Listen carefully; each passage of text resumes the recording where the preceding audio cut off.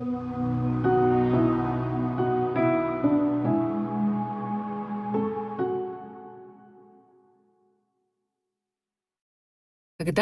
любовь, или отношения с каким-то человеком, или просто сам этот человек становится такой навязчивой идеей, когда вы чувствуете, что вы теряете себя в отношениях с этим человеком, или отношения еще не начались, или, может быть, даже вообще не думают начинаться, но вы все равно думаете о человеке, да. Это ситуация, в которой другой человек становится центром вашего мира, да, центром вашей собственной жизни. И вы чувствуете, что ваша жизнь начинает зависеть от него.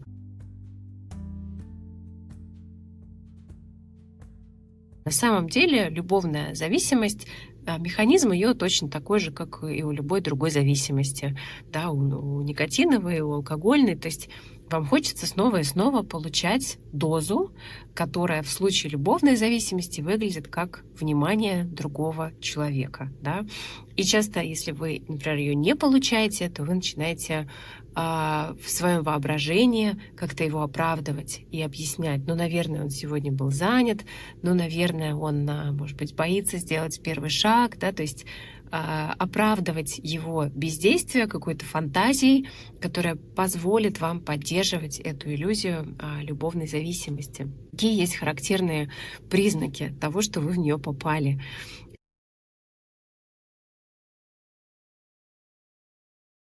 Это когда вы каждые 5 минут проверяете телефон, чтобы посмотреть, он мне что-то написал или не написал, да. Это вот это пресловутый мониторинг социальных сетей, да, чтобы посмотреть, а что он там такого нового опубликовал, а нет ли там какого-то намека на меня, да, в том, что он написал у себя в соцсетях. В том числе то, что ваша жизнь начинает строиться вокруг него, вы начинаете свои планы подстраивать под него. Или, например, если это какой-то ваш бывший партнер или ваш, возможно, потенциальный будущий партнер, вы начинаете так выстраивать свой ежедневный маршрут, чтобы как будто бы случайно оказываться в тех местах, где вы можете его встретить. Да? Это тоже характерный признак любовной зависимости. Любое его недовольство или отсутствие внимания с его стороны вы воспринимаете болезненно, да, это способно выбить вас из колеи, это способно вас прям погрузить в какую-то пучину отчаяния. Вы готовы идти на компромиссы с собой, жертвовать своими границами, терпеть какие-то неприемлемые для вас вещи, лишь бы этот человек был рядом, да. Вы буквально хватаетесь за какие-то малейшие крохи внимания, которые он вам готов предложить, да, то есть теряете ощущение своей ценности рядом с таким человеком.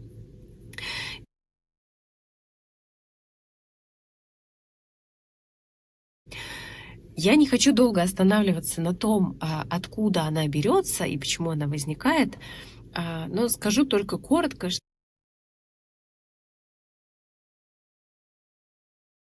чаще всего уход в фантазию, которой является любовная зависимость, свойство человека, у которого в детстве было очень мало реальных отношений, да, то есть у которого не было заботливых родителей, которые могли бы ему дать это чувство, что я любим, что я нужен, что я ценен, что я важен, да. Или, допустим, это может происходить с людьми, которые много времени провели наедине с собой, да, если родители много работали, а ребенок оставался в садике или с бабушкой, или где-то еще. Его отдавали там, например, на каникулы бабушки или на лето бабушки. И вот он, скучая по своей маме, в своей фантазии рисовал какие-то картинки. Как мама приехала, как мы с ней гуляем, как мы с ней проводим классное время, как мы с ней купаемся в речке, да.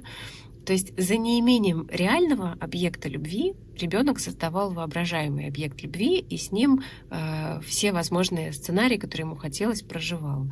Да, также, например, если у вас какой-то родитель отсутствовал вообще, например, отец, да, но вы знали, что он есть где-то, и вы могли тоже фантазировать о том, что а вот когда мой папа приедет, мы с ним пойдем гулять, или я с ним вместе приду там в школу, и все увидят, какой у меня классный папа и так далее, да. И вот это вот тоже создает такую предпосылку к тому, что этот паттерн выдумывания, фантазирования о партнере тоже в вашей жизни будет где-то проигрываться и сохраняться.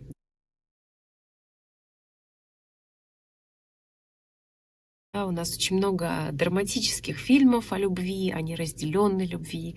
У нас много книг, которые на этом построены. Есть книга, автор ее Стефан Цвейга, где буквально весь сюжет строится вокруг того, что у одной женщины был роман любовный длиной в жизнь с мужчиной, и даже ребенка она от этого мужчины родила, а мужчина о ней практически ничего не знал. То есть у них была случайная связь, которая продлилась буквально одну ночь, и для него это прошло бесследно, да, просто сквозь его жизнь, а для нее это перевернуло всю ее жизнь.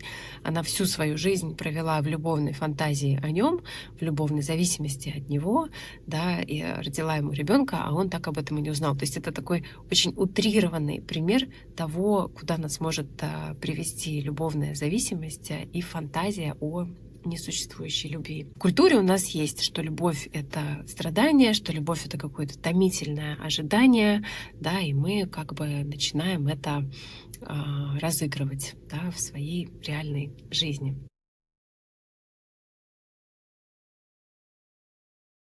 Можете осознавать, что у меня, например, какие-то есть уже телесные симптомы, да, что рядом с этим человеком мое тело себя как-то ведет. У меня начинают, не знаю, выпадать волосы, или у меня начинаются какие-то болезненные ощущения во время секса, да, то есть тело как-то вам дает понять, что для вас нездорово быть с этим человеком, но вы продолжаете это игнорировать, все равно оставаться с ним. Или, например, вы замечаете, что за время, пока вы с ним, у вас как-то очень сильно ухудшилось самочувствие, эмоциональное состояние, ваша результативность в работе, в профессии, например, как-то ухудшилась, но при этом вы все равно выбираете оставаться в этих отношениях. Да? Это тоже признак зависимости. То есть оно меня уже разрушает, но я не могу от этого отказаться. Точно так же, например, с алкогольной зависимостью происходит, да, с наркотической. Человек понимает, что его это разрушает, но отказаться он не может, потому что вот эти вот крохи эйфорического чувства, которое вы получаете, когда все-таки случается контакт с этим партнером, да, они как будто бы собой все это затмевают. То есть я готов страдать несколько дней, чтобы потом в течение часа пережить вот это сладкое ощущение вознаграждения.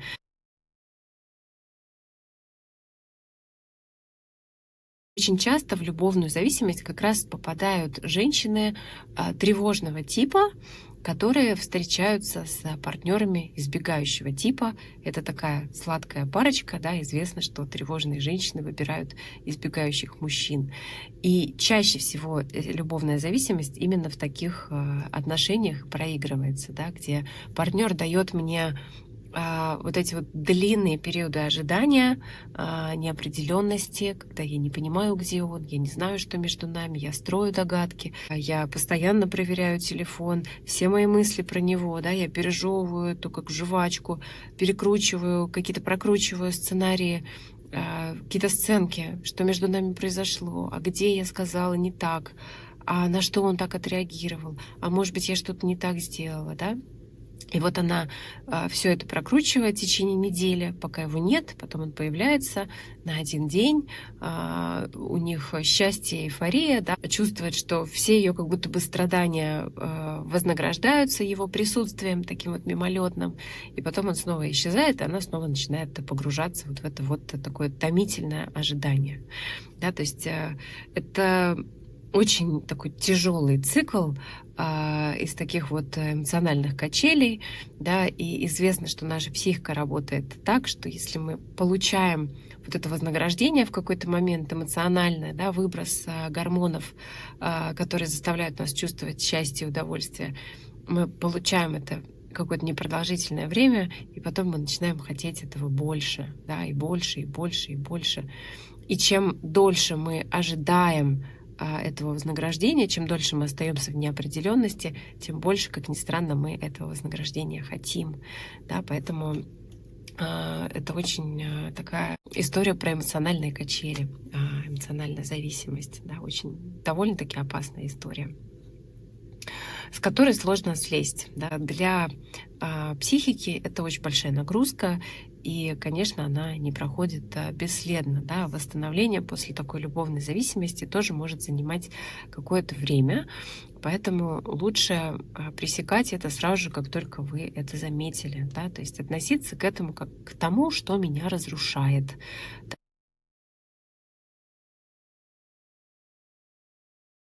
Чаще всего любовная зависимость к любви не имеет никакого отношения. Состояние, в котором вам небезопасно, в котором вы не чувствуете своих границ, да, они размыты. То есть меня это разрушает, но я не могу остановиться, как и с любой другой зависимостью. Как же выйти из любовной зависимости?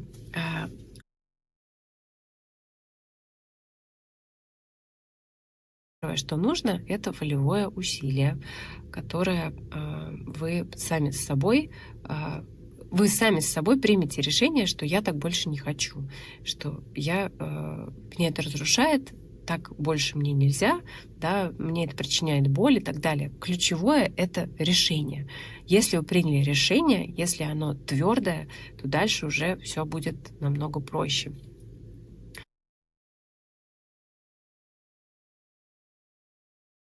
Каждый раз, когда вы почувствуете, что ваше внимание уплывает туда, снова в этого партнера, нужно возвращать его к себе.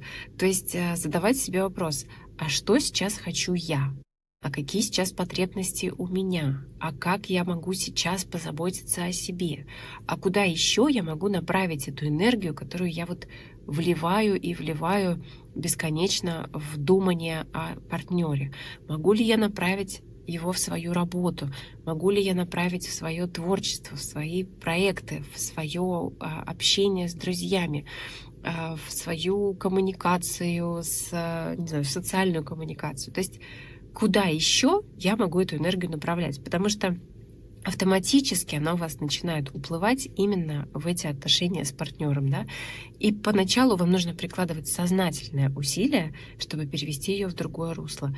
То есть буквально на практическом уровне, да, что можно сделать? Написать себе список вещей, которые я буду делать, когда буду думать о своем партнере, да, с которым у меня эта любовная зависимость. Например, там, первое, я буду бегать. Второе, заниматься йогой. Третье, рисовать. Четвертое, напишу пост для своего канала в социальных сетях. Там, пятое, что-то еще. Вот у вас, например, появился список из этих 10 пунктов. Когда вы почувствовали, что ваша энергия потекла вот туда, вот в сторону этого партнера, этих отношений, вы открываете список и выбираете то действие, которое я сейчас сделаю, вместо того, чтобы думать о нем. Да? Выбрали действие, сделали, понаблюдайте за собой. Скорее всего, это уже снизит количество энергии, которая утекает туда, да, или даже полностью ее перенаправит. То есть это изменит ваше внутреннее состояние, и таким образом вы эту энергию направите не на него, а на себя, да, на созидание, на какое-то творчество, на то, что наполнит вас и придаст ценность вам самим.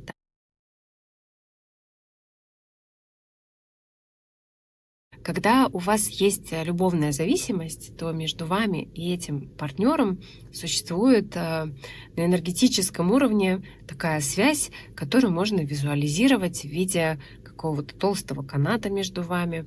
Кто-то это представляет в виде цепи, кто-то это представляет в виде толстой веревки, кто-то это представляет в виде того, что мы вот веревкой связаны и примотаны друг к другу. То есть эта связь в виде какого-то образа может вам прийти. Да? И что тогда можно сделать? Можно провести медитацию, активное воображение на отрубание этой связи. То есть вы буквально можете визуализировать, как вы видите между вами и партнером этот большой трос, например, который вас соединяет, а дальше в своем воображении можете представить, как вы его разрубаете, или разрезаете, или там разрываете, да, или взрываете, все что угодно, уничтожаете эту связь. И дальше, когда этот трос уничтожен, вы можете визуализировать, как вы забираете себе обратно свою энергию, потому что в эту любовную зависимость инвестировано очень много вашей энергии, и вам важно забрать ее себе, чтобы освободиться. У меня есть в Телеграм-канале, я оставлю ссылку на свой Телеграм-канал, у меня есть там медитация, которая как раз этому посвящена, обрубанию этих связей, освобождению от любовной зависимости. Ее можно прям слушать, и под нее можно все это выполнять.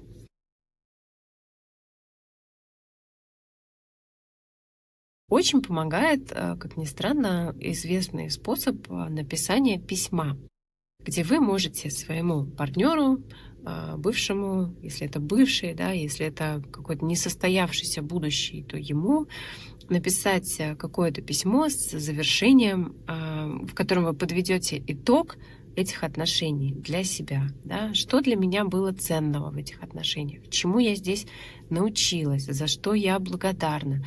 На что я обижена? На что я злюсь? То есть важно, чтобы это письмо выражало все ваши невыраженные чувства по отношению к этому человеку.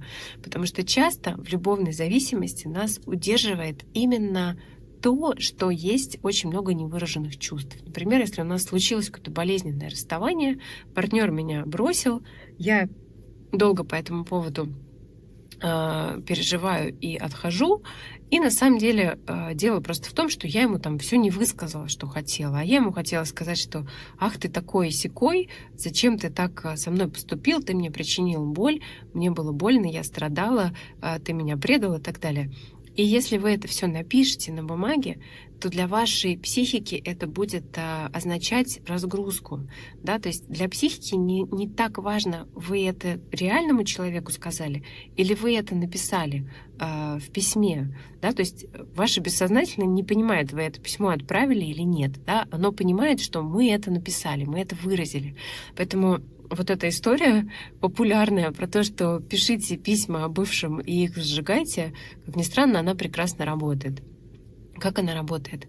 Это никакая не черная магия, да, это абсолютно работающая практика психотерапевтическая. Когда вы пишете письмо, вы создаете символ. Ваше письмо — это символ вашей связи с этим человеком. Да? Символ — это способ, которым мы соединяем наше сознание с бессознательным. То есть через этот символ вы можете управлять энергией вашим бессознательным, которая застряла на этом бывшем и никуда не двигается с места. Да? Через этот символ вы как бы получаете такой рычаг, которым вы эту энергию можете передвинуть. Да? И вы говорите вашему бессознательному, что вот этот процесс завершен, эти отношения завершены, и это письмо — это такая символическая точка в этих отношениях. Да? Все, я это письмо уничтожаю, я его сжигаю или разрываю, и мое бессознательное понимает, что мы здесь ставим точку, мы закрываем поток энергии в ту сторону. Да? И если вы пишете это письмо с искренним намерением освободиться от любовной зависимости, то, скорее всего, сразу же после того, как вы все напишете и уничтожите письмо, вы почувствуете облегчение. Важно, намерение первично. Очень часто люди говорят: а я писал письмо, мне не помогло.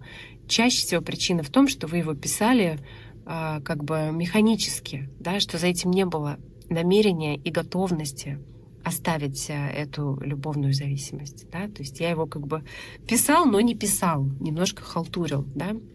Намерение ваше первично. Решение освободиться от любовной зависимости первично. Без него действительно ничего не может работать.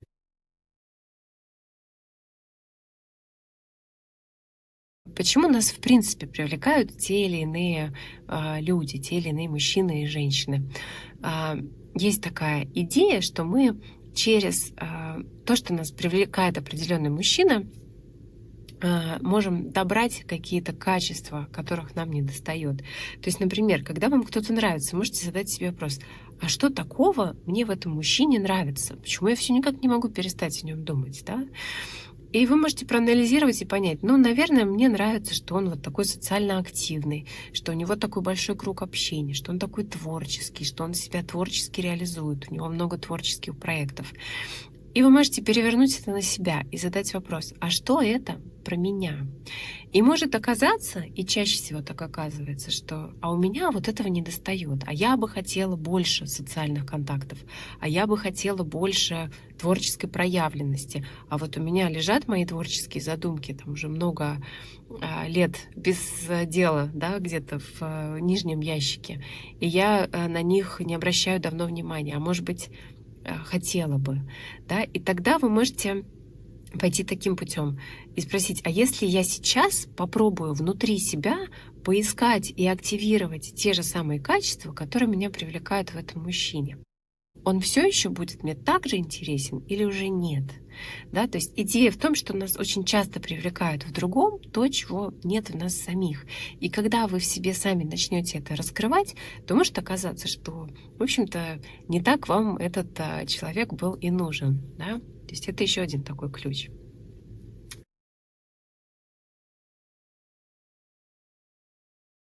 Следующий ключ — дистанция. Очень важно, если вы приняли решение освобождаться от любовной зависимости, разрывать связь с человеком, чтобы это не было про то, что ну вот мы расстались, но мы продолжаем общаться. Нет. Пусть какое-то время, хотя бы несколько месяцев, контакта не будет никакого. Да? Иначе это все равно, что я решил бросить курить, но все равно курю по одной сигарете в день. Да? Смысла в этом нет никакого. Вы, скорее всего, имитируете освобождение от любовной зависимости, а на самом деле продолжаете оставаться в ней.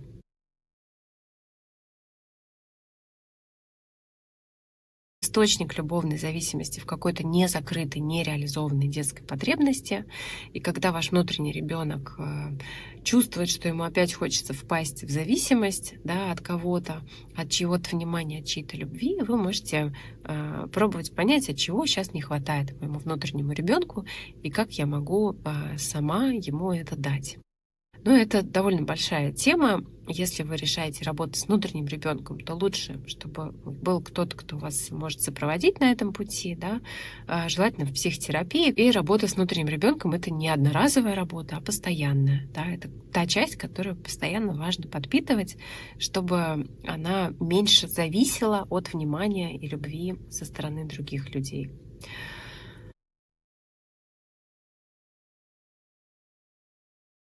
Конечно, забота о теле, будь то ваш любимый спорт, бег, йога, танцы, медитация, дыхательные упражнения. Это, в принципе, рекомендовано всем, особенно тем, кто справляется с какой-то зависимостью. Да? То есть все, что возвращает вас в свое тело, все, что возвращает вас к себе.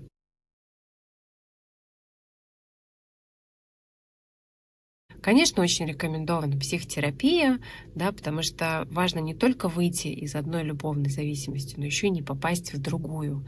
Да. А чтобы не попасть в другую, важно проработать тот паттерн, который вас заставляет попадать в эти любовные зависимости. И это делается непосредственно в психотерапии.